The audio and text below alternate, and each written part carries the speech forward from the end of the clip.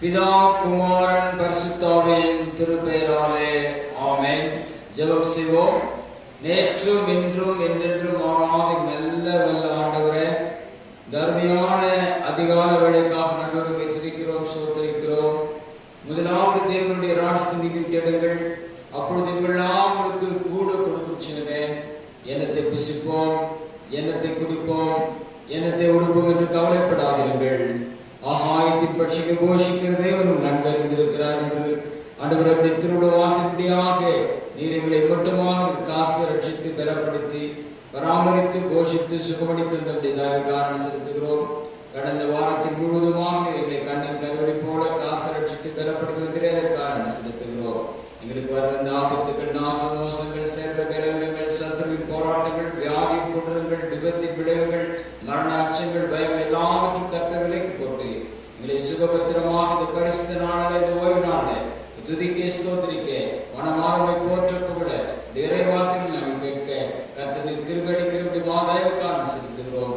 தாராதம் துவக்கம் முதற்கொண்டு முடிவரமாக பரிசுத்த பிரசன்னம் எங்களோடு விடைபெற வேண்டுமாக சிந்திக்கிறோம்.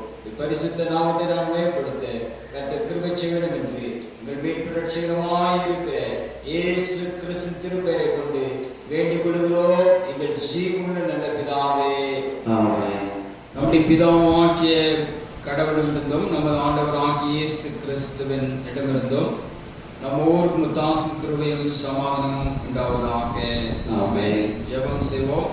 வாரும் பரிசுத்த ஆவியானவரே, விசுவாசிக்கிற எங்கள் ஒவ்வொரு உள்ளத்திலும் இருக்கிற இந்த நிறைவான விசுவாசத்தோடு திட நம்பிக்கையோடு கர்த்தாவே, இப்பொழுதும் சிறு மந்தியாக எங்களை ஒரு சிறு கூட்டமாக நீர் ஒன்றாக கூட்டி சேர்த்திருக்கிற மாதேவக்காக நன்றியோடு துதிக்கிறோம், சோதரிக்கிறோம். வார்த்தைகள் பரிசுத்தமானவைகள், வல்லமை வாய்ந்தவைகள், நன்மைகளை மேன்மைகளை எங்களுக்கு பயக்கக்கூடியவர்களாக இருப்பதற்கான செலுத்துகிறோம். வேத வசனத்தை கொண்டு நீர் எங்களை பிரதி செய்துள்ளோம். இது வேதவசமே சத்தியம் சுவாமி. ஆமென். கிறிஸ்துவுக்குள் பிரியமானவர்களே, இந்த நாளுக்கு என்று கொடுக்கப்பட்டிருக்கின்ற பிரசங்க பகுதி, அருள் செய்தியின் பகுதி, அது பரிசுத்த லூக்கா எழுதின சுவிசேஷம் 16ஆம் அதிகாரம் வசனங்கள் 1-9 வரை நாம் ஏற்கனவே வாசி கேட்டோம். அதை மீண்டுமாக நாம் வாசித்து ஆண்டுடைய திருப்பெயரில் நாம் தியானிப்போம். பரிசுத்த லூக்கா எழுதின சுவிசேஷம் 16ஆம் அதிகாரம் வசனங்கள் 1-9 வரை.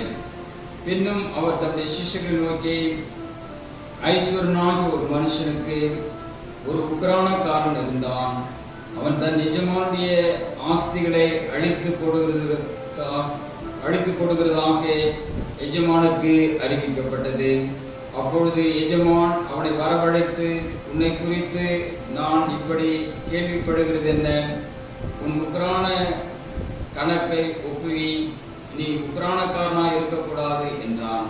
அப்பொழுது உக்கிரானக்காரன், நான் என்ன செய்வேன்? என் எஜமான் உக்கிரான விசாரிப்பிருந்து என்னை தள்ளி போடுகிறானே, ஒத்துக்கிறதற்கு எனக்கு பலனில்லை, இறக்கவும் வெட்கப்படுகிறேன்.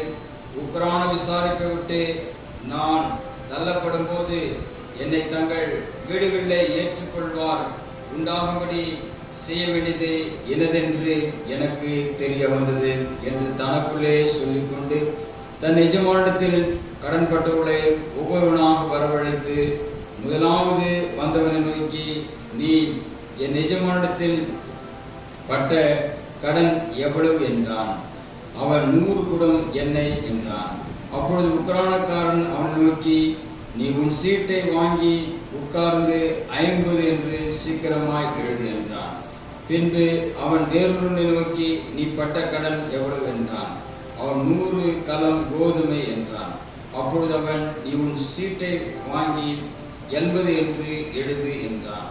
அநீதி உள்ள உக்கிரானக்காரன் புத்தியாய் செய்தான் என்று எஜமான் கண்டு அவனை மெச்சிக்கொண்டான். இவ்விதமாய் ஒளியின் பிள்ளைகளை பார்க்கிலும் இந்த பிரபஞ்சத்தின் பிள்ளைகள் தங்கள் சந்ததியில் அதிக புத்திமான்களாய் இருக்கிறார்கள்.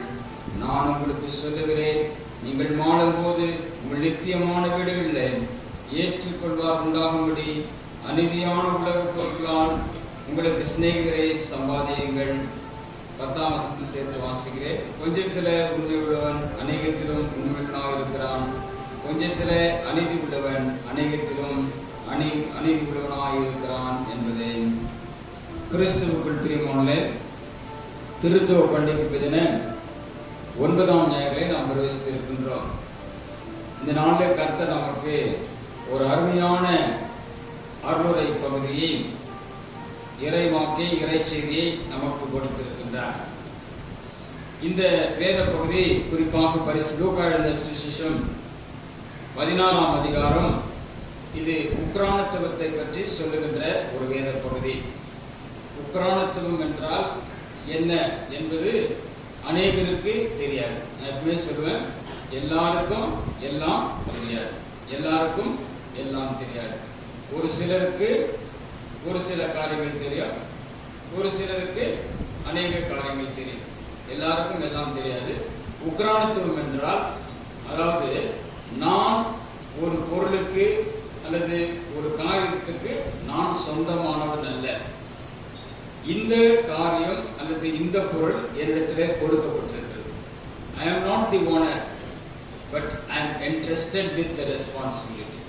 உக்ரானத்துவம் அப்படின்னாக்கா ஒரு பொறுப்பு எனக்கு கொடுக்கப்பட்டிருக்கிறது. அந்த பொறுப்பை நான் சரியாக செய்ய வேண்டும். அதற்கு நான் உரிமையாளர் கிடையாது. ஒரு வாகனம் இருக்கிறது என்றால் அந்த வாகனத்தை எழுதி போட்டிருப்பான். உரிமையாளர் ஒருத்தராக இருப்பாரு, அதை ஓட்டுறவர், அதை இயக்குனவர் இன்னொருத்தராக இருப்பார். வாகனத்தை உரிமையாளர் என்று எழுதியிருப்பாங்க. அதனால உரிமையாளர் யாருன்னா அது தேவாதி தேவன், கர்த்தாதி கர்த்தர் உரிமையாளராக இருக்கிறார். அப்ப எனக்கு என்ன கொடுக்கப்பட்டிருக்கிறது, அதை சரியாக பரிபாலனம் செய்வதும் அது சரியாக நிர்வாகம் செய்வதும் என்னுடைய கரத்தில் கொடுக்கப்பட்டிருக்கு. அதை நம்ம உணர்ந்துக்கிட்டாலே நிர்வாகத்திலும் சரி, நம்முடைய மற்ற காரியங்களும் தவறுகளும் தப்பிதங்கள் ஏற்படாது. நம்ம எதையும் உதாசீனமாக நாம் எண்ண மாட்டோம். இங்கே அதை பற்றி தான் ஆண்டவர் சொல்றாரு. நல்ல ஒரு உதாரணத்தை சொல்றார். ஒரு எஜமான் இருக்கிறான். அந்த எஜமானுக்கு ஒரு உக்ரானக்காரன் இருக்கிறான். உக்ரானக்காரனா அதாவது வேலைக்காரன் என்பதை விட ஒரு பொறுப்பு அவனுக்கு கொடுக்கப்பட்டிருக்கு. நம்ம சொல்லுவோம் கணக்கு பிள்ளைன்னு சொல்லுவோம். வெறும் பிள்ளை கிடையாது, அவரு கணக்கு பிள்ளை. கணக்குன்னா கரெக்டா கணக்கு போட்டு எஜமான் கிட்ட கொடுத்தாரு. இந்த கணக்கு பிள்ளை என்ன பண்றாரு, கணக்கு போடுறது கிடையாது. அவருக்கு மட்டும் கணக்கு போட்டுருக்காரு. அவருக்கு மட்டும் கணக்கு போட்டுக்கிறாரு. ஆனால் கொடுக்கப்பட்டிருக்கிற பொறுப்புகளுக்கும் கொடுக்கப்பட்டிருக்கின்ற காரியங்களுக்கும் அவர் சரியாக கணக்கு வைக்கவில்லை. நெக்லிஜென்ஸ். கிறிஸ்தவர்கள் என்றால் அசதி குணமுள்ளவர்களாக நாம் இருக்கக்கூடாது. We must watch. கடவுளே சொல்லியிருக்கிறார். அதாவது மனுஷகுமாரன் எப்போ வருவான் என்று அவருக்கே தெரியாது, மனுஷகுமாரனுக்கே தெரியாது. மார்க் எழுதின சுவிசேஷத்துல 13ஆம் அதிகாரத்துல ஆண்டுடைய வருகை பற்றி சொல்லப்பட்டிருக்கு. அந்த வசனத்தை நீங்க பிறகு எடுத்து பார்க்கலாம். அப்போ இயேசு கிறிஸ்து மனுஷகுமாரன் மீண்டும் எப்பொழுது வருவார் என்பது மனுஷகுமாரனுக்கு தெரியாது, தேவதூதர்களுக்கு தெரியாது. யாருக்கு தெரியும்? கடவுளுக்கு மட்டும்தான் தெரியும். ஆனால் அவர் வருவது நிச்சயமாய் இருக்கிறது. ஒரு திருடனை போல வருவார் என்று சொல்லப்பட்டிருக்கு. அதாவது நாம் அறியாத நேரத்துல, அறியாத நாளிலே மனுஷகுமாரன் வருவார். அது கடவுள் கோர்ட்டு மட்டுமே தெரியும், தேவதூதர்களுக்கு கூட அது தெரியாது என்று வேதத்திலே சொல்லப்பட்டது. அதனால எவனிடத்துல அதிகமாய் கொடுக்கப்படுகிறதோ அவனிடத்துல அதிகமாய் கேட்கப்படும். இன்னைக்கு ஆண்டவர் என்ன பெரிய ஒரு பணக்காரனா வச்சிருக்கிறாரு, ஒரு ஐஸ்வர்யனா வச்சிருக்கிறாரு. அப்படி என்றால் அப்போ என்னிடத்துல ஆண்டவர் அதிகமான கணக்குகளை கேட்பார். நான் உனக்கு இவ்வளவு ஆசீர்வாதங்கள் கொடுத்தேன், இவ்வளவு பொருளை கொடுத்தேன், இவ்வளவு பணத்தை கொடுத்தேன், இவ்வளவு சுகத்தை கொடுத்தேன், இவ்வளவு தாழ்வுகளை கொடுத்தேன், வரங்களை கொடுத்தேன், எனக்காக இதை நீ சரியாக நீ பயன்படுத்தினாயா, என் திருச்சபைக்காக, எனக்காக. இதெல்லாம் யாரால வருது? கடவுளால் வருகிறது. கிறிஸ்துவுக்குள் பிரியமானவர்களே, இன்றைக்கு கொடுக்கப்பட்டிருக்கின்ற பழைய ஏற்பாட்டின் பகுதி அது மிக மிக முக்கியமான ஒரு பகுதியாக இருக்கிறது. 1 நாளாகவும் 29ஆம் அதிகாரம் வசனங்கள் 10 - 13 வரை இன்றைக்கு கொடுத்திருக்கிறாங்க. தொடர்ந்து கூட அருமையான வசனங்கள். அதாவது ஐஸ்வர்யம் யார் கருத்துல இருக்கிறது? தேவாதி தேவன் கர்த்தாதி கருத்துல இருக்கிறது. மகிமை, மகத்துவம், ஐஸ்வர்யம், கணம் எல்லாமே it is in the hands of the Almighty God. யாருடைய கரத்தில் இருக்கிறதா? ஆண்டுடைய கரத்தில் இருக்கு. இன்னைக்கு ஐஸ்வர்யம் எனக்கு இருக்கிறது, சுகம் இருக்கிறது, பலம் இருக்கிறது, தாளங்கள் இருக்கிறது, வரங்கள் இருக்கிறது, எனக்கு எல்லா வசதி வாய்ப்புகள் இருக்கிறது. அதெல்லாம் எங்கிருந்து வந்திருக்கிறதா? தேவாதி தேவன் கர்த்தாதி கர்த்தரிடத்திலிருந்து எனக்கு கொடுக்கப்பட்டிருக்கிறது. அருமையாக 113ஆம் சங்கீதத்துல 8ஆம் வசனம் 7ஆம் வசனம் நாம் வாசிக்கிறோம். அதுல அருமையான ஒரு காரியம் சொல்லப்பட்டிருக்கிறது. கர்த்தர் சிறியவனை புழுதிலிருந்தும் எளியவனை குப்பரிலிருந்து எடுத்து உயர்த்தி அவனை ராஜாக்களோடும் பிரபுக்களோடும் அமரச் செய்கிறார். ஆரம்பம் மட்டுமா இருந்தாலும் முடிவு சம்பூர்ணமா இருக்கும். இதெல்லாம் யார் செய்யறது? ஒரு ஆரம்பத்தை ஆண்டவர் நம்முடைய வாழ்வில் ஒரு அற்பமாக, ஒரு சுலபமான, ஒரு எளிமையான, ஒரு ஏழ்மையான ஒரு துவக்கமாக ஆரம்பமாக கர்த்தர் கொடுத்திருக்கலாம். இன்னைக்கு கர்த்தர் நம்மை ஆசீர்வதித்திருக்கிறார் என்றால் அந்த நன்மைகளும் அந்த மேன்மைகளும் ஆசீர்வாதங்களும் மகத்துவமும் ஐஸ்வர்யமும்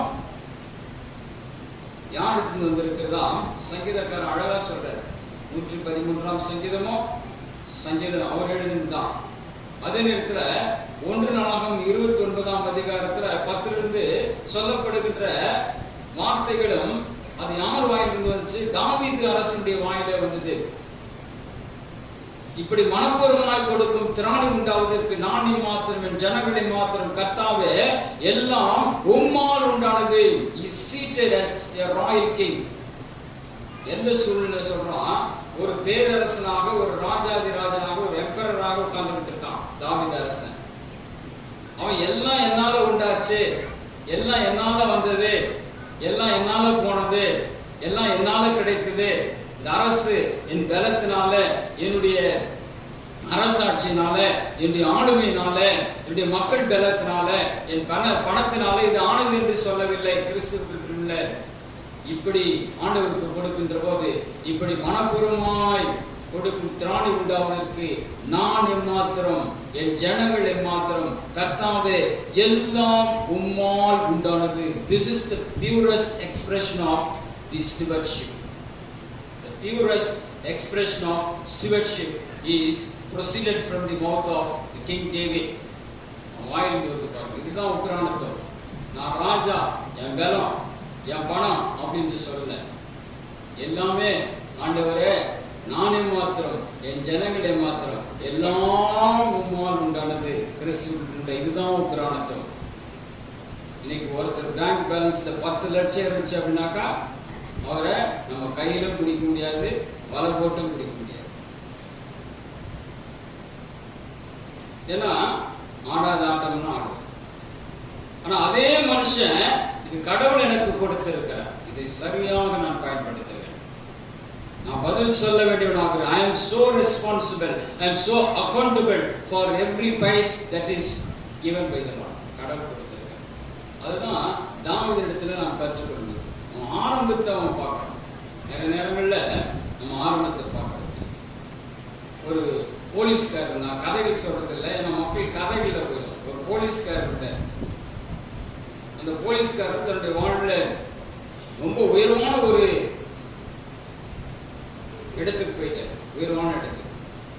ஆனா அவர் அனுதினமும் என்ன பண்ணுவாராம், தன்னுடைய தனிப்பட்ட அறைக்குள்ள போய் பீரோவை திறந்து ஏதோ ஒன்றை பார்த்து வருவார். அது அவர் மனைவிக்கும் தெரியாது, பிள்ளைகளுக்கும் தெரியாது.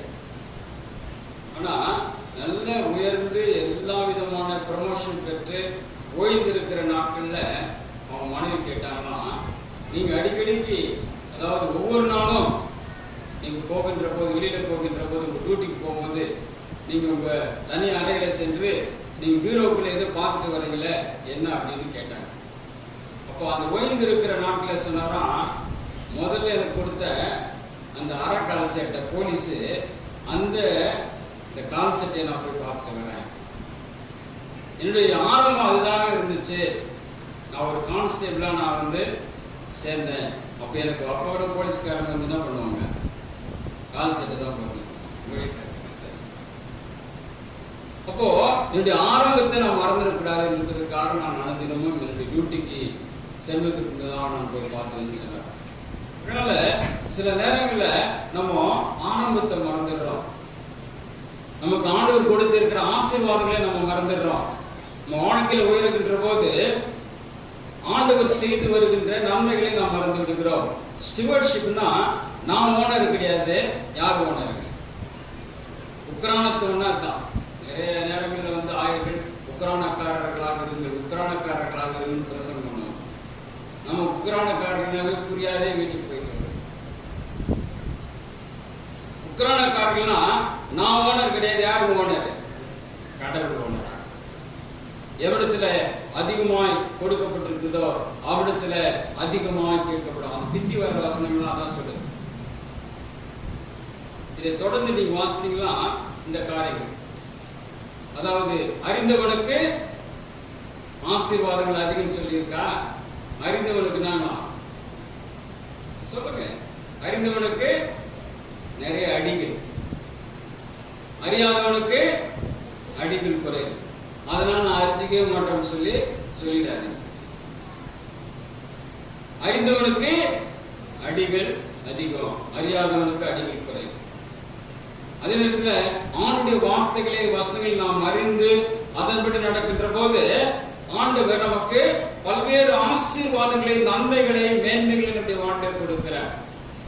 தாவீது பாவம் செஞ்சா, ஆனாலும் அவன் மனஸ்தாபப்பட்ட 51ஆம் சங்கீதத்தை வாசிக்கிறோம். ஆண்டவரே, என்னிடத்துல உம்முடைய ஆவியை பேர்த்து போடாதையும், என் இதயத்துல create a new spirit in my broken heart. உடைந்த உள்ளத்துல உம்முடைய புதிய ஆவியை நீ உருவாக்கும் ஆண்டவரே, புதிய ஆவியை கட்டளையிடும். தூய இருதயத்தை, அதாவது திருவிருந்த நேரத்தில் நாம் பாடுவோம், புதிய ஆவியை உள்ளத்திலே சிருஷ்டின்னு சொல்லி தாவீது அரசன் 51ஆம் சங்கீதத்துல பாடலாக, பாவ அறிக்கையாக, கன்ஃபெஷன் சாங் என்று சொல்வார்கள்.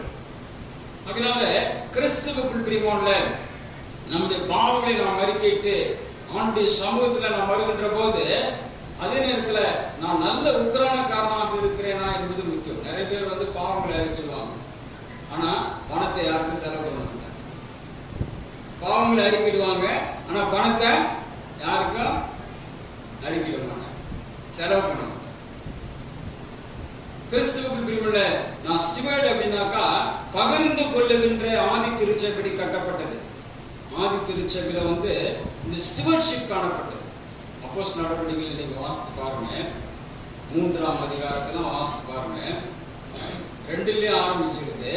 அவங்க எல்லாவற்றையும் வந்து ஒரு ஐக்கியம், fellowship, breaking of the bread, எல்லாம் அந்த ஐக்கியம் அப்படின்னாக்கா வெறும் வார்த்தையில மட்டும் ஐக்கியம் கிடையாது. தன்னிடத்தில் இருந்த ஆஸ்தி, தன்னிடத்தில் இருந்த எல்லா வித பொருட்களை எல்லாம் வந்து அவர்கள் ஆலயத்தில் வைத்து அதை பகிர்ந்து கொண்டு அவர்கள் வாழ்ந்தார்கள். திருச்சபை அந்த ஐக்கியத்திலே, விசுவாசத்திலே பகிர்ந்து கொள்ளுகின்ற இந்த தன்மையிலே வந்து அவர்கள் திருச்சபை ஏர்லி சர்ச் ஆரம்பத்தில் இந்த துவக்க சர்ச் அவங்க கட்டினாங்க. ஏன்னா நான் ஓனர் இல்லை, தேவாதி தேவன், கர்த்தாதி கர்த்தர், அவர் தான் ஓனர், அவர் தான் உரிமையாளர். இதுதான் உக்ரானம், இதுதான் உக்ரானத்துவம். அதாவது வானம் அவருக்கு சிங்காசனம், பூமி அவருக்கு பாதப்படி. இது யார் சொல்றதுங்க? வானம் அவருக்கு சிங்காசனம், பூமி அவருக்கு பாதப்படி. கடவுளுடைய வார்த்தை ஈஸியா சொல்லிடலாம். யார் சொன்னது? எல்லாமே ஈஸியாவா இருக்குமோ? வாக்குத்தத்தங்கள் தான். இது யாரு? வானம் அவருக்கு சிங்காசனம், பூமி அவருக்கு பாதப்படி. எதில் சொல்லப்பட்டிருக்கிறது? சங்கீதத்தில் தான் சொல்லப்பட்டிருக்கு. அவன் நல்லா புரிஞ்சுக்கிட்டான். ராஜா, ராஜாதி ராஜா, ஒரு பெரிய பேரரசர். அவன் சொல்றான், அவர் தான் is the only owner, is the only owner. we are all servants of God, we are stewards. நம்மளாம் உக்ரானக்காரர்கள், கொடுக்கப்பட்டிருக்கிறது, நம்மிடத்தில் ஒப்படைக்கப்பட்டிருக்கிறது. அதை சரியாக நாம் பரிபாலனம் செய்ய வேண்டும் என்பதை தாவீது அரசன் தன்னுடைய வாழ்விலே மிக நன்றாக அறிந்து உணர்ந்து அவன் வாழ்ந்தான். அதான் ஆண்டுடைய இதயத்துக்கு அவன் எப்படி இருந்தான்? ஏற்றவனாய் இருந்தான். ஆண்டுடைய இதயத்துக்கு he was so much acceptable. விரோதமான பாவங்களை செஞ்சான். அப்ப ஆண்டுடைய இருதயத்துக்கு எப்படி ஏற்றவனாய் இருந்தான்? வாழ்க்கையில உணர்ந்தான், எல்லாவற்றுக்கும் அவர் தான் காரணம். என் நீதி கிடையாது, என்னுடைய கிரியைகள் கிடையாது, என்னுடைய சாதனைகள் கிடையாது, அவரால் எல்லாம் கொடுக்கப்பட்டிருக்கு. 1 நாளாகமம் 29ஆம் அதிகாரம் 10 வசனம் வாசி. மகத்துவம், மகிமை, ஐஸ்வர்யம், கனம் எல்லாமே, all the blessings that have proceeded from the Lord the Almighty God, the creator of heaven and earth. வானம் அவருக்கு சிங்காசனம், பூமி அவருக்கு பாதப்படி. யாக்கோபுல அருமையான வசனம். என்ன வசனம்? 1ஆம் அதிகாரத்துல எத்தனை வசனம்? 12 பாருங்க. அதாவது எல்லாம் அவராலே வரக்கூடியதாக இருக்கிறது.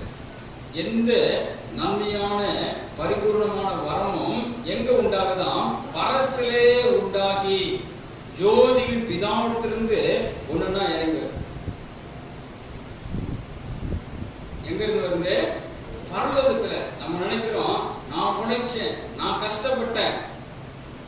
அதான் பவுல் சொல்றார், நம்ம எல்லாம் செய்யலாம், உழலாம், விதைக்கலாம், நீர் பாய்ச்சலாம், ஆனா விளைச்சல் யார் கொடுக்கிறது? தேவாதி தேவன்.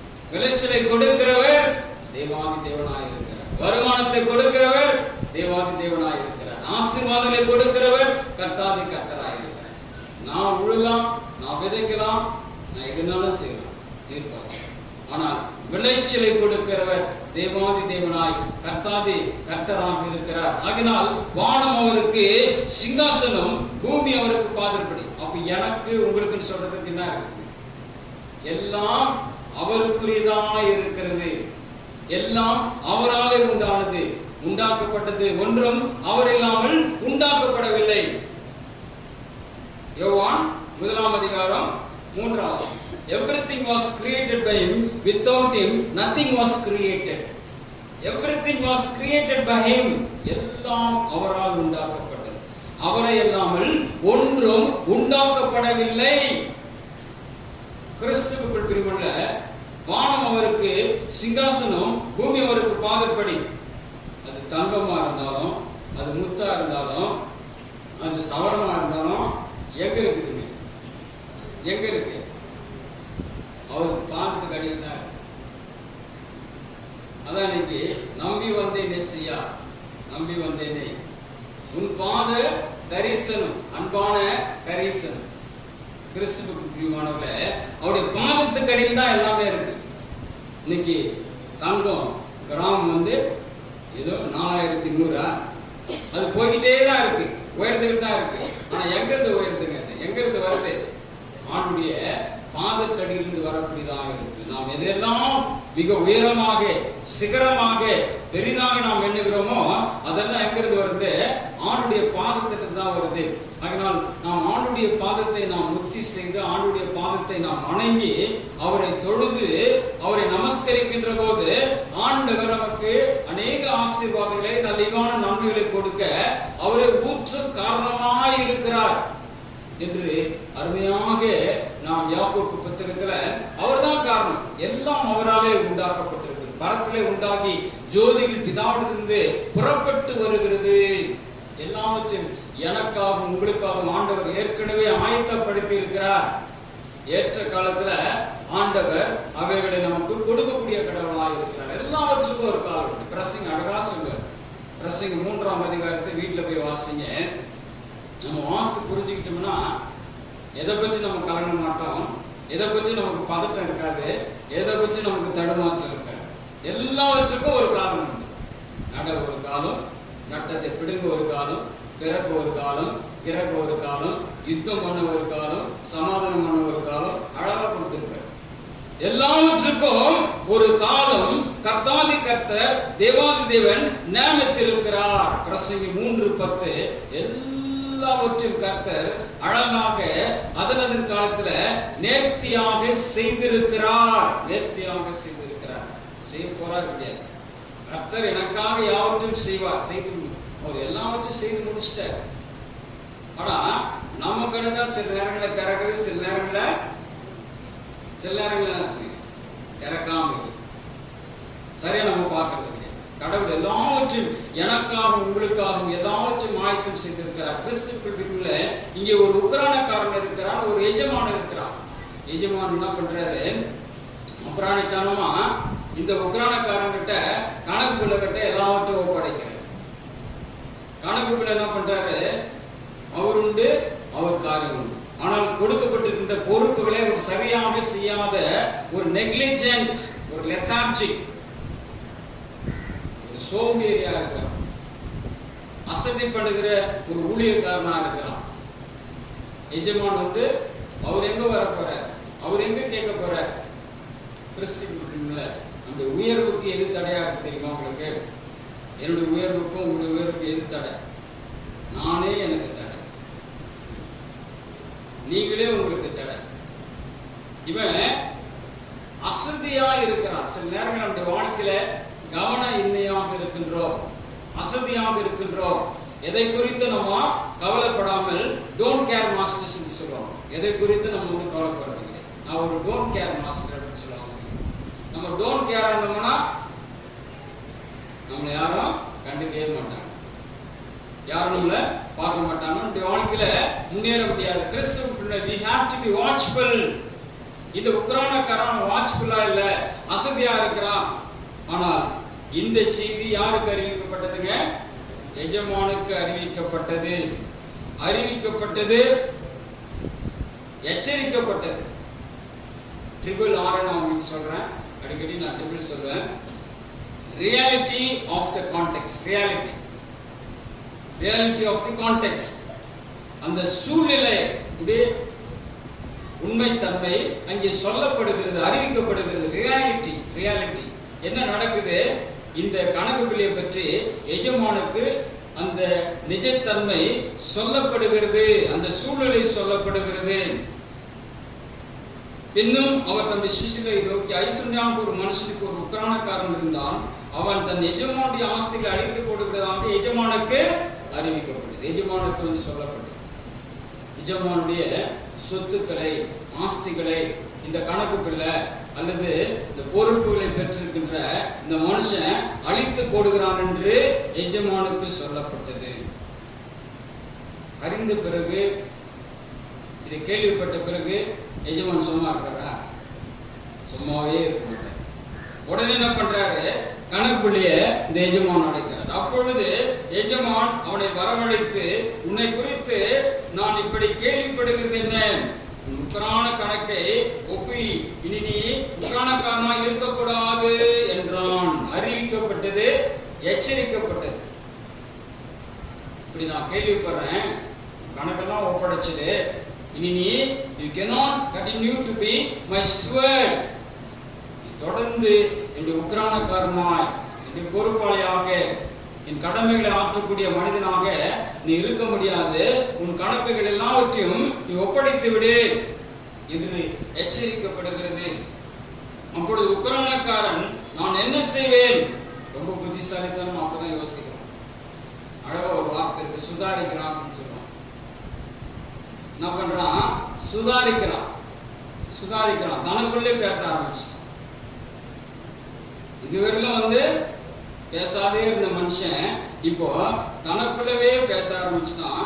அப்பொழுது உக்ரானக்காரன், நான் என்ன செய்வேன்? என் எஜமான் உக்ரான விசாரித்து என்னை தள்ளி போடுகிறானே, ஒத்துக்கிறதுக்கு எனக்கு பலன் இல்லை. ஒத்துக்கிறதுக்கு எனக்கு பலன் இல்லை. கொடுத்த வேலை கூட நான் ஆக்கிட்டேன்.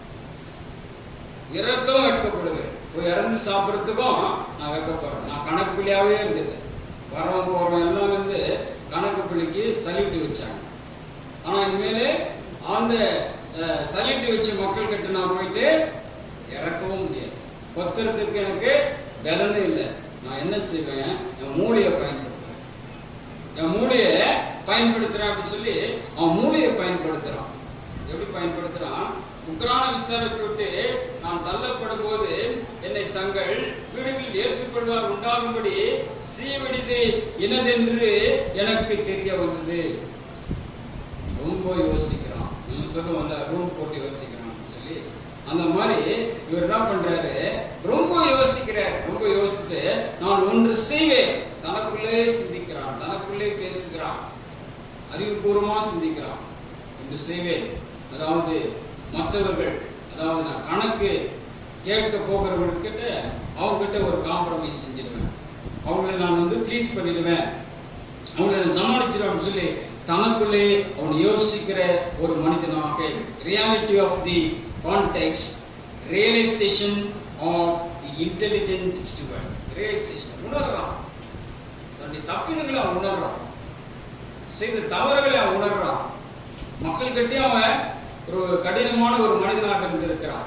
எஜமானிடத்துல அவன் வந்து சரியா நடந்து கொள்ள, தனக்குள்ளே அவன் யோசிக்கிறான், தனக்குள்ளே பேசுகிறான், தன்னுடைய தப்பிதங்களை உணர்ந்து கொள்கிறான். எனக்கு செய்ய வேண்டியது தெரிய வந்தது என்று தனக்குள்ளே சொல்லிக்கொண்டு தன் எஜமானத்திலே கடன்பட்டவளை ஒவ்வொருவனாக வரவழைத்து முதலாவது வந்தவனை நோக்கி, நீ என் எஜமானத்திலே பட்ட கடன் எவ்வளவு என்றான். இதுல ஒரு காரியம் நம்ம யோசிக்கணும். இந்த உக்ரானக்காரன் வந்து தனக்காகவும் யோசிக்கிறான், அதே நேரத்துல மக்களுடைய தயவுதாட்சியம் தேடி பண்றான். அதே சமயத்துல பாத்தீங்கன்னா அந்த கணக்கை வந்து மொத்தமா அவங்க ரத்து பண்ண, ரைட் ஆஃப் பண்ண. சில நேரங்களில் பண்ணுவாங்க, கம்பெனியில் வேலை செய்கிறவங்க, ஆஃபீஸில் வேலை செய்கிறவங்க, கம்பெனி எப்படி போனாலும் பரவாயில்ல, தனக்கு மட்டும் சம்பளம் வந்தால் போதுன்னு நினைப்பாங்க, தனக்கு மட்டும் ஆதாயம் வந்தான்னு யோசிப்பாங்க. அது ரொம்ப தப்பு. நமக்கு சம்பளம் கொடுக்குற நிர்வாகம், நமக்கு நன்மைகளை செய்கின்ற கம்பெனியை பற்றி நம்ம யோசிக்கணும். அது உக்ரானத்து. இப்போ இவளுக்குள்ள ஒரு உக்ரான உணர்வு வந்துருச்சு. எப்படி வந்துச்சு சொல்லி பார்க்கலாம். 100 குடம் எண்ணெய் நீ வாங்கியிருந்தா எத்தனை எழுது? 10 எழுதுன்னு சொல்லலாம். இங்க 50 என்று எழுது. கம்பெனிக்கும் லாபம் வரணும், கம்பெனியும் நஷ்டம். இதுவரைக்கும் அவன் யோசிக்கல. இதான் ஆண்டவர் சொல்றாரு. ஒருவேளை இதுவரைக்கும் நீ எப்படியோ இருந்திருக்கலாம், ஆனா இனிமேல் எப்படி இருக்கு? பேரறிஞர் அண்ணா கூட குறிப்பிட்டார், ஒருவன் திருமண வாழ்வுக்குள்ளா சேர்றான் அப்படின்னாக்கா இதுவரைக்கும் தன்னுடைய மனைவி கணவன் எப்படி இருந்தாங்கன்றது இல்ல, இனிமேல் எப்படி இருக்க போறாங்கன்றதுதான் முக்கியமோ. இப்படி எழுத்துக்களை சொல்றாரு. இங்க கடவுள் கூட அப்படிதான் சொல்றாரு, நீ இனிமேல் எப்படி இருந்த பரவாயில்ல, ஆனா இனிமேல் நீ எப்படி கடந்து செல்ல போகிறாய், எப்படி வாழ போகிறாய். நீ கம்பெனிக்கும் நஷ்டம் இல்லை, அவனுக்கும் நஷ்டம் இல்லை, மக்களுக்கு கஷ்டமும் இல்லை. 100 குடம் கொடுக்கறது தான் ரொம்ப கஷ்டம். அருமையான ஒரு புத்திசாலித்தனம். அந்த சிச்சுவேஷன் மிக சிறப்பாக, நேர்த்தியாக, ரொம்ப அறிவுபூர்வமா, ரொம்ப புத்திசாலித்தனமா அவன் ஹேண்டில் பண்றான். அதான் எஜமான வச்சுட்டு பண்றான். Realisation of the intelligent student. ஒரு ஆள் பார்த்தீங்கன்னா reality of the situation, realisation, உணர்கின்ற தன்மை இருக்கணும். இந்த உக்ரானக்காரன் உணர்றான், அதனாலதான் பாராட்டப்படுறான், மெச்சிக்கப்படுறான். சரி, நீ 100 குடம் எண்ணெய் வாங்கியிருந்தால் அதை 10 எழுது அல்லது இல்லைன்னு எழுதுன்னு சொல்ல ரைட் ஆஃப் பண்ணல, கம்பெனிக்கு நஷ்டம் வரக்கூடாது. கிறிஸ்துவ நீங்க ஆர்டர் சொல்றாரு, நம்ம திருச்சபைக்கு நம்மளால நஷ்டம் வரக்கூடாது, நம்முடைய நிர்வாகத்துக்கு நம்மளால நஷ்டம் வரக்கூடாது, நம்ம வேலை செய்யற ஆபீஸுக்கு நம்மளால நஷ்டம் வரக்கூடாது, நம்ம கம்பெனிக்கு நம்மளால நஷ்டம் வரக்கூடாது. புராணக்காரன் தப்பு செஞ்சான், ஆனா எச்சரிக்கப்பட்ட பிறகு அவன் சரியாயிட்டான். சரியில்லாதவன் எச்சரிக்கப்பட்ட பிறகு அவன் சரியாயிட்டான். 100 குடம் எண்ணெய் நீ வாங்கியிருந்தா, என் எஜமானத்துல நீ கடனாக வாங்கியிருந்தால் அது 50 என்று எழுது. ரைட் ஆஃப் பண்ணல, கேன்சல் பண்ணல. மக்கள் தயவுதாட்சியம் போதுன்னு நான் நினைக்கிறேன், மக்களை பிரியப்படுத்த. ஆனால் தன்னுடைய நிறுவனத்திற்கு, தன்னுடைய எஜமானுக்கு, தன்னுடைய முதலாளிக்கு உண்மை உள்ளவனாக இருக்க வேண்டும். கொஞ்சம் கூட உண்மை இல்லாதவனா இருக்க முடியாது. அதான் ஆண்டவர் சொல்றாரு 10ஆம் வசனத்துல 16 கொஞ்சத்துல நீ உண்மையா இருந்தால் ஆண்டவர் என்ன பண்ணாரா, உன்னை அநேகத்திலே அதிபதியாக வைப்பார் என்று சொல்லப்பட்டிருக்கிறது. 50 என்று 50 எழுதியாச்சு. வேற ஒரு மனுஷனை பார்க்கறான், நீ எவ்வளவு கடன் பட்டிருக்கிறாய்? அவன் சொல்றான், இந்த வசனத்தை வாசிங்க. பின்பு அவன் வேறொரு நோக்கி, நீ பட்ட கடன் எவ்வளவு என்றான்? 100 கலம் கோதுமை என்றான். அப்பொழுது அவன், உன் சீட்டை வாங்கி 80 என்று எழுது. அங்க 100க்கு 50 எழுது. ஏன்னா அது எண்ணெய் ரொம்ப காஸ்ட்லியான ஒரு எண்ணெய். ஓமைதான் இருந்தாலும் அழகா வந்து ஒவ்வொன்றிலையும் அங்கே அருமையான ஒரு தாட்டை ஆண்டவர் வச்சிருக்க, ஒரு சிந்தனையை வைத்திருக்கிறார். 100 குடம் என்ன என்று பார்க்கின்ற போது அது விலை உயர்ந்ததாக இருக்கிறது. அதனால 50க்கு 50 கிராக் ஜாக் பிஸ்கெட்ல போட்டுருவாங்க 50. அதாவது 50 கம்பெனிக்கு நஷ்டம் வராது. ஆனா கோதுமை 100 கலம் கோதுமை என்று சொல்லுகின்ற போது அது சற்று விலை குறைவாக இருக்கிறது. கோதுமை வந்து பாலிசி இண்டஸ்ட்ரி எப்படி நம்முடைய தஞ்சாவூர்ல, கும்பகோணத்துல நெல் அதிகமாக விளையுதோ அந்த மாதிரி பாலிஸ்தீன தேசத்துல இதான் அதிகமாக விளையுது கோதுமை. அதனால கோதுமைனால நீ ரொம்ப நஷ்டப்பட மாட்டேன். 100 குடம் 100 கலம் கோதுமை இருந்தால் 80 என்று எழுது. கிறிஸ்துவுக்கு நல்ல உக்ரானக்காரன் ஆகிட்டான். மனம் திரும்பிய மைந்தனை போல என் பிதாவிடத்தில் நான் சென்று, தகப்பனே உமக்கு விரோதமாகும் வரத்துக்கு விரோதமாகும் நான் பாவம் செய்வேன், உன் வேலைக்காரர்களை ஒருவனாக என்னை ஏற்றுக்கொள்ளும் என்றால் நிச்சயமா ஆண்டவர் ஏற்றுக்கொள்வார், என் தகப்பை ஏற்றுக்கொள்வார். அழகா சிந்திச்சாங்க. இதுதான் கிறிஸ்தவ வாழ்க்கை. இப்படிதான். இந்த பின்னான வாழ்க்கை ரொம்ப மோசமா இருக்கும், துர்நாற்றம் பிடிச்ச ஒரு வாழ்க்கையாக இருக்கு. ஆனா ஆண்டவருக்குள்ளாக நாம் வருகின்ற போது, ஆண்டவரை நோக்கி பார்க்கின்ற போது, நம்ம ஒரு அடி எடுத்து வைத்தால் ஆண்டவர் எத்தனை அடி நம்ம நோக்கி வர்றாரு? 99 அடி. இந்த மனம் திரும்பிய மைந்தன் ஒரு அடி எடுத்து வச்சான். தகப்பன் ஓடி கட்டி பிடிச்சு மொத்தம் கொடுத்து அவனுக்கு செய்ய வேண்டியதெல்லாம் செய்ய என்ன பண்றாரு? ஒரு அழகான கன்றுக்குட்டி அடிக்கிறார். ஏன்னா அவன் எங்க இருந்தான்? பன்றிக்குட்டி கிட்ட தவிட்டுக்கு போராடி. இப்ப அவனுக்காக கன்றுக்குட்டியே அடிக்கிறார். அப்புறம் பாத்தீங்கன்னா அவனுக்கு உயர்ந்த ரகமான வஸ்திரங்களை கொடுக்கிறார். உயர்ந்த ரகமான மோதிரம் அவனுக்காக பண்ணி வச்சிருக்கிறார். அந்த மோதிரத்தை அவன் கையில போடுறார். அப்படிப்பட்ட ஆண்டவரை நோக்கி வருகின்ற போது ஆண்டவர் நமக்கு சிறப்பான ஆசீர்வாதங்களை ஏற்கனவே பரத்துல வச்சிருக்கார். ஸ்டிவர்ட்ஷிப், that is very important. இந்த உக்ரானக்காரன் மக்களுடைய தயவுதாட்சியை தேடுறான். அதே நேரத்துல கம்பெனிக்கு என்ன பண்றான்? வரவு வைக்கிறான். கம்பெனிக்கு வரவு வைக்கிறான். சில நேரங்களில் கம்பெனிக்கு வரவு வந்தாலும் வராவிட்டாலும் பரவாயில்ல, எனக்கு வரவு வரணும், எனக்கு வருமானம் வரணும். That is not stitch. You have to be faithful to your own company. You have to be faithful to your own church. We have to be faithful to our office, our administration. இது ஆண்டவர் எனக்கு உங்களுக்கு இன்னைக்கு கற்பிக்கிறார். உக்ரானத்துவம் என்பது ஒவ்வொரு ஊழியக்காரனுக்கும் அவசியமாக இருக்கிறது. 1 கொரிந்தியர் 4ஆம் அதிகாரம் 2ஆம் வசனத்தை வாசிங்க. அங்கே உக்ரானத்துவத்தை பற்றி அழகாக ஆண்டவர் சொல்றாரு. வாசிங்க. மேலும் உக்ரானக்காரன் உண்மை உள்ளவன் என்று காணப்படுவது அவனுக்கு அவசியம். உக்ரானக்காரன் உண்மை உள்ளவன் என்று காணப்படுவது அவனுக்கு அவசியம். So necessary. It's a basic necessity. உண்மை உள்ளவன் என்று காணப்படுவது. எபிரேயர் நிருபத்துல 3ஆம் அதிகாரம் 5ஆம் அதிகாரம் பாருங்க. மோசே தன் வீட்டிலே எங்கும் உண்மை உள்ளவனாய் காணப்பட்டான். He was found so faithful in his household. எங்கும் ஆண்டுடைய வீட்டிலே அவன் எங்கும் உண்மை உள்ளவனாய் காணப்பட்டான் என்று வேதத்திலே சொல்லப்பட்டிருக்கிறது. உக்ரானக்காரன் மிக மிக அவசியமாய் இருக்கிறது. இன்னும் தொடர்ந்து அந்த 3ஆம் வசனத்துல வாசிங்கன்னா அந்த உக்ரானத்தை பற்றி சொல்லப்பட்டது. 1 கொரிந்தியர் 4ஆம் அதிகாரம் 1 வசனத்திலிருந்து 5 வசனம் வரை அந்த உக்ரானத்தை பற்றி சொல்லப்பட்டது. இங்கே அவனும் தப்பித்துக் கொள்கிறான், கம்பெனிக்கும் வர வைக்கிறான், மக்களுக்கும் நன்மையை தேடக்கூடிய ஒரு மனிதனாக இருக்கிறான். டேபிள் சொன்ன reality of the context. Reality அந்த நிலைமை என்ன? எஜமானுக்கு விரோதமா இருக்கிறான். ஆனா அந்த நிலைமை மாறும். எப்ப நிலைமை மாறுது? அவன் ரியலைஸ் பண்றான், தன்னுடைய தப்பிதங்களை தவறுகளை உணர்கிறான். Realisation of the intelligent student. என்ன நடக்குதுங்க? ரிசல்ட் பாருங்க. அது கூட ஒரு ரிசல்ட் அல்லது ரெஸ்பான்ஸ் ஆஃப் தி மாஸ்டர். இத பாக்குற மாஸ்டர் என்ன பண்றாரு? 8ஆம் வசனத்தை ஒருத்தர் வாசிங்க. அல்ல லூக்கா 16. அநீதி உள்ள உக்ரானக்காரன் புத்தியாய் செய்தான் என்று எஜமான் கண்டு அவனை மெச்சித்துக் கொண்டான். புத்தியாய் செய்தான். கிறிஸ்துவுக்குள் புத்தியாய் நடந்து வாருங்கள். அருமையான ஒரு கீர்த்தனை. புத்தியாய் நடந்து வாருங்கள், திருவசனத்தை புக்கை திறந்து.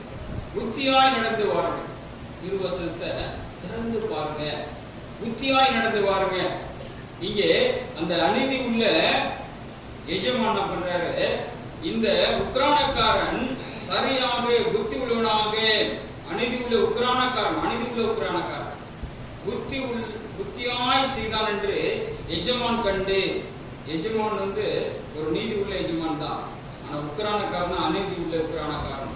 புத்தியாய் செய்தான் என்று எஜமான் கண்டு அவனை மெச்சித்துக் கொண்டான். இவ்விதமாய் ஒளியின் பிள்ளைகளை பார்க்கிறோம். இந்த பிரபஞ்சத்தின் பிள்ளைகள் தங்கள் சந்ததியில் அதிக புத்திமான்களாக இருக்கிறார்கள். நான் உங்களுக்கு சொல்லுகிறேன், நீங்கள் மாளும்போது உங்களை நித்தியமான வீடுகளில் ஏற்றுக்கொள்வார் உண்டாகும்படி அநீதியான உலக பொருளான உங்களுக்கு சிநேகிதரை சம்பாதியுங்கள். 10ஆம் வசனம் ரொம்ப முக்கியம். கொஞ்சத்திலே உண்மை உள்ளவன் அநேகத்திலும் உண்மை உள்ளவனாக இருக்கிறான். கொஞ்சத்திலே அநீதி உள்ளவன் அநேகத்திலும் அநீதி உள்ளவனாக இருக்கிறான். கொஞ்சத்திலேயாவது நம்ம உண்மையாக இருக்கணும், கொஞ்சத்திலேயாவது உண்மையாக கர்த்தர் விரும்புகிறார். அருமையான ஒரு ரெஸ்பான்ஸ் ஆஃப் தி மாஸ்டர், ஒரு அருமையான ஒரு பதில சொல்றான். அநீதி உள்ள உக்கிரானக்காரன் புத்தியாய் செய்தான் என்று அவனை மெச்சித்துக் கொண்டான். ஆண்டவர் ஃபைனலா முடிக்கிறாரு. அதாவது கொஞ்சத்திலே உண்மையுடனாய் இருக்கின்ற போது அநேகத்திலும் உண்மையுடனாய் இருப்பாய் என்று கர்த்தர் சொல்கிறார். கிறிஸ்துவுக்குள்ள இன்றைக்கு இந்த உக்கிரானத்துவத்தை பற்றி ஆண்டவர் என்னோடும் உங்களோடும் பேசியிருக்கிறார். நாம் உக்கிரானக்காரர்கள் என்றால் பொறுப்புள்ளவர்களாக நாம் இருக்கிறோம். எல்லாருமே கடவுளுடைய கரத்தில் தான். பெரிய மனுஷனா இருந்தாலும் அவன் யாருக்கு கடனாளியா இருக்கான்? கடவுளுக்கு கடனாளி. நம்ம கொஞ்சம் வசதி குறைந்தவர்களாக இருந்தாலும் சில நன்மைகளை பெற்றோம். நம்ம யாருக்கு கடனாளியா இருக்கிறோம்? கடவுளுக்கு கடனாளியாக இருக்கிறோம். அதனால ஆண்டு சொல்லி இருக்கிறார், அதாவது கொஞ்சத்துல நீ உண்மையாக இருந்தால் அநேகத்துல நான் அதிபதியாக, அநேகத்துல உன்னை அதிபதியாக மட்டும் இல்லாமல் அநேகத்துல உன்னை ஆசீர்வதிக்கிற தேவாதி தேவனாய் கர்த்தாதி கர்த்தராக நான் இருக்கிறேன் சொல்லியிருக்கிறார். நாம் உக்கிரானக்காரனாக நாம் இருக்க வேண்டும் என்றால் இந்த 3 தகுதியை நாம் பெற்றிருக்க வேண்டும். இந்த 3 காரியங்களை நாம் மனதில் எடுத்துக் கொள்வோம்.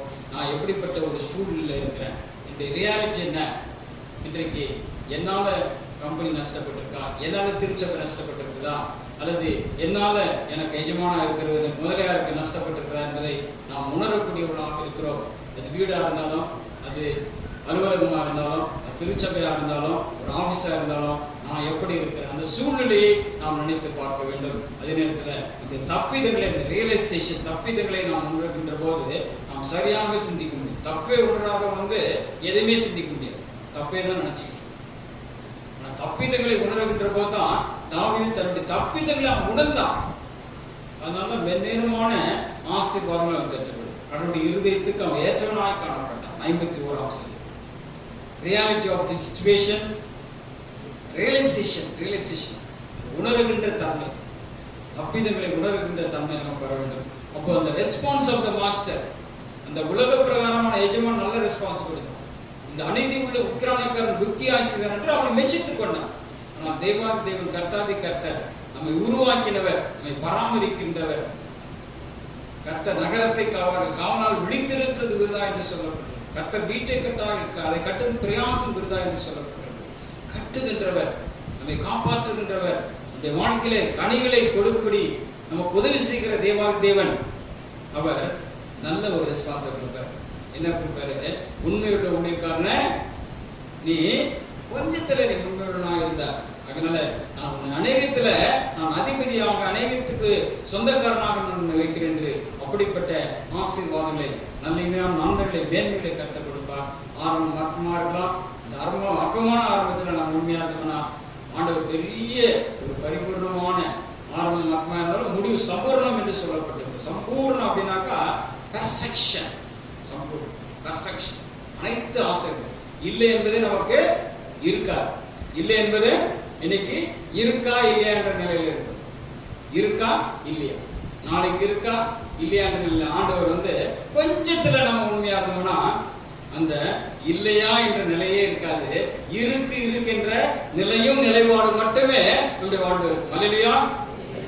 நிச்சயமா நிறைவான ஆசீர்வாதங்களை கர்த்தர் கொடுப்பார். ஆண்டுடைய சொல்ல முடியாத வார்த்தைகளுக்காக அவருக்கு ஸ்தோத்திரம் உண்டாவதாக. ஆமென். நம்ம ஆண்டவராகிய இயேசு கிறிஸ்துவின் கிருபை, பிதாவின் அன்பும் பரிசுத்த ஆவியின் ஐக்கியமும் வெளிநடத்தலும் வழிபடுத்தும் நம் அனைவரோடு கூட இப்பொழுது சதா